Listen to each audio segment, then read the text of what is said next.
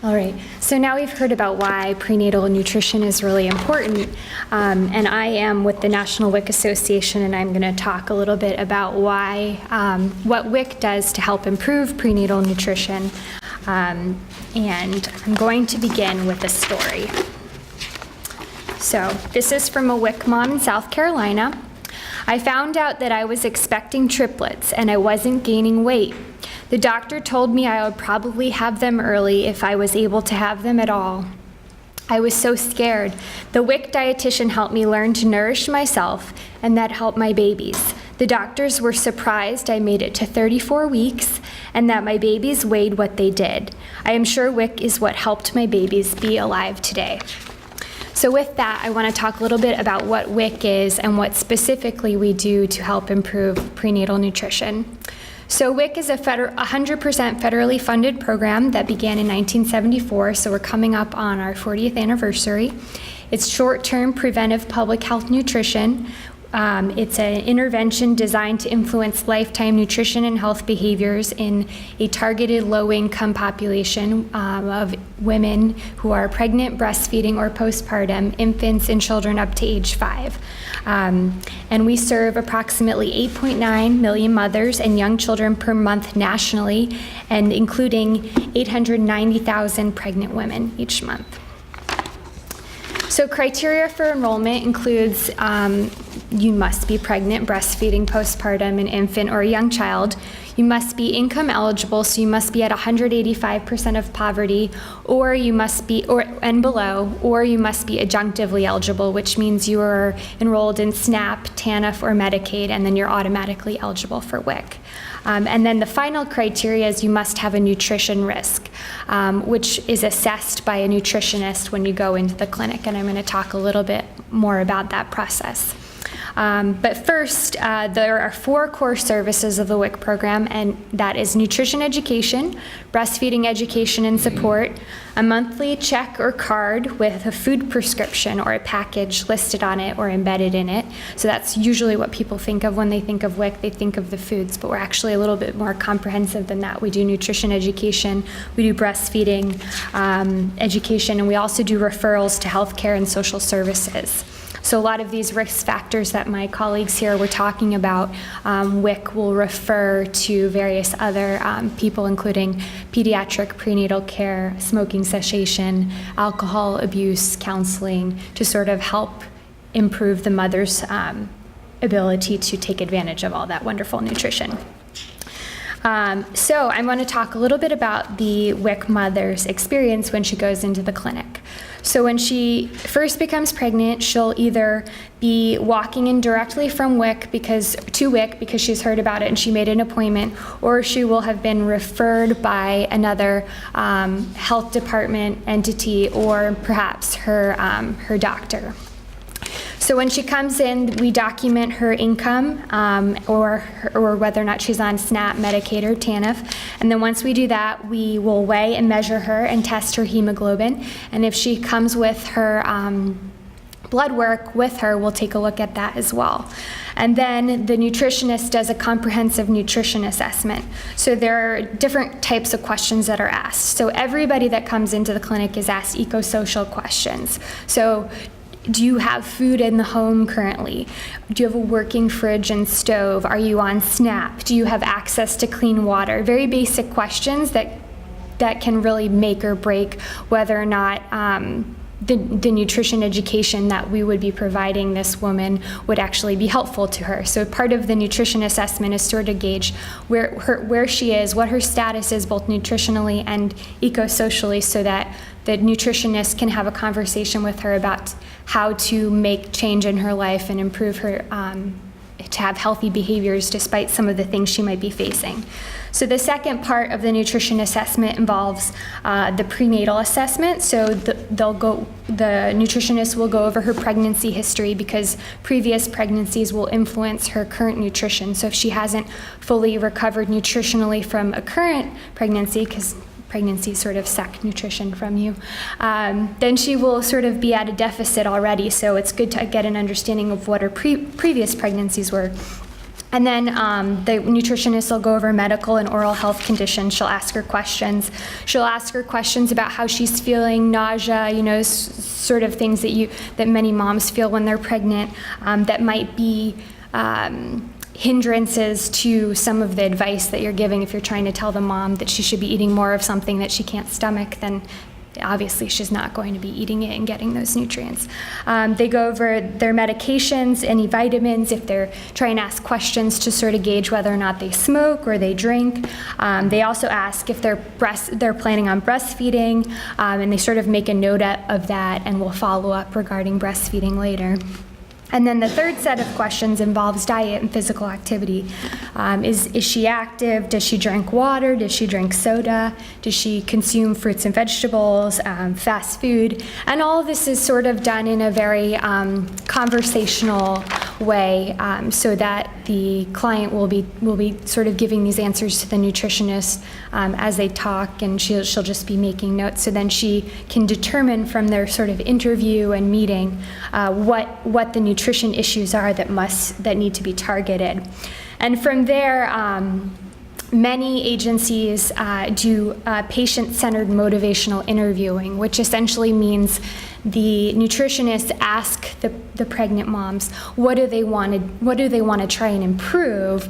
How can the nutritionist be helpful to them? And for pregnant women, they're the most captive audience in WIC because they want to be really healthy. They want their babies to be really healthy.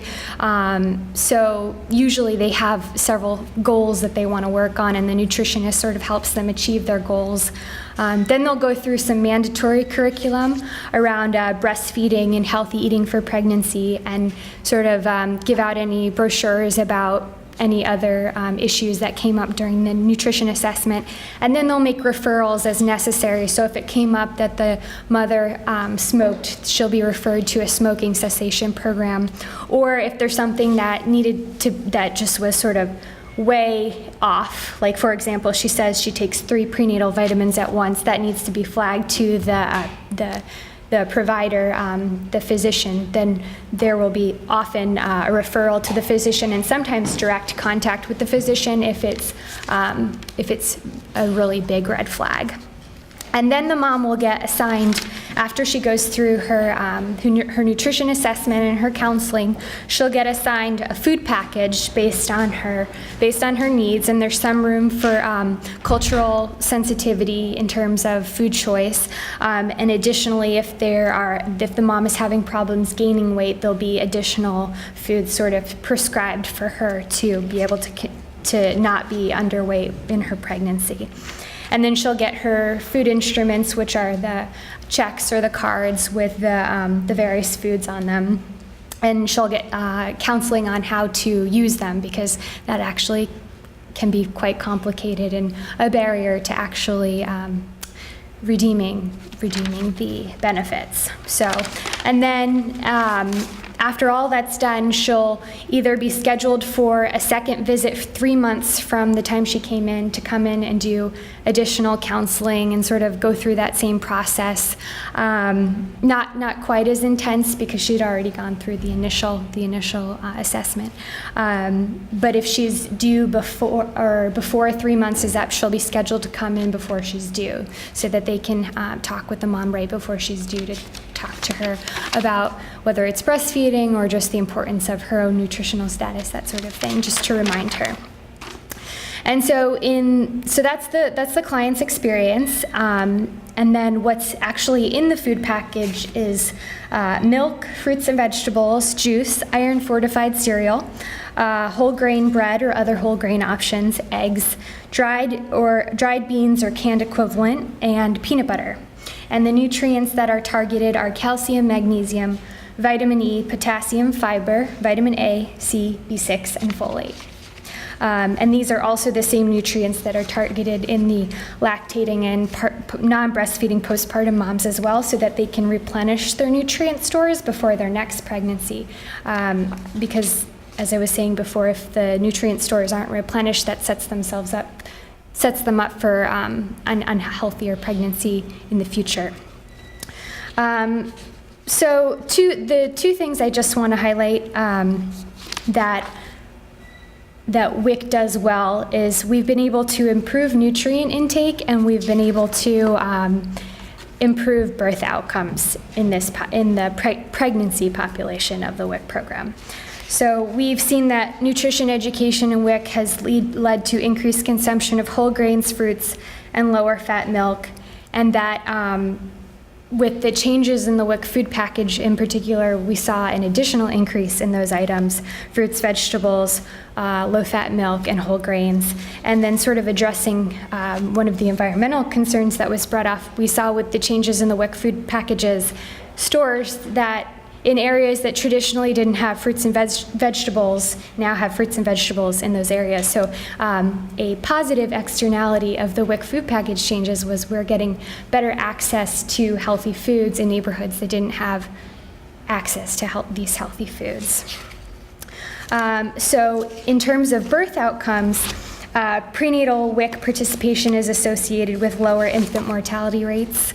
We have been really good at helping to reduce low birth weight babies, particularly in the highest risk populations, so the lowest poverty, the most disadvantaged, or the highest poverty, the most disadvantaged. And research has shown that the longer duration of participation in WIC yields better birth outcomes. And as a result, this saves Medicare costs, because as Congressman McGovern talked about earlier, low birth weight babies, preterm babies, babies with birth defects are really, really expensive. It costs $26 billion a year for preterm births. It costs a premature low birth weight baby about $49,000 a year, compared to $4,500 a year. And it only costs $759 a year for the mom to actually participate in WIC. So when we're talking about small upfront costs for long-term savings, WIC has saved significantly on Medicaid costs. We have an old study that we quote because we're waiting on the new data, which should be coming out in the next couple of years. They're working on a new WIC Medicaid cost study, but for every dollar spent on WIC, up to $4.21 is saved in Medicaid. So that's still what we use for now until we get the new data. But it just goes to show you that there's saved Medicaid costs saved. So I want to end with another story, and this is from a WIC mom in Massachusetts. When I was pregnant, I joined WIC. Since then, I have been very happy and surprised by the services provided. If I had questions, they were always answered. Everyone was so helpful when I had concerns about food needs and breastfeeding troubles. I felt supported through my pregnancy and after. My girls are happy, healthy, and strong. I owe a lot to the staff at WIC for all their wonderful help.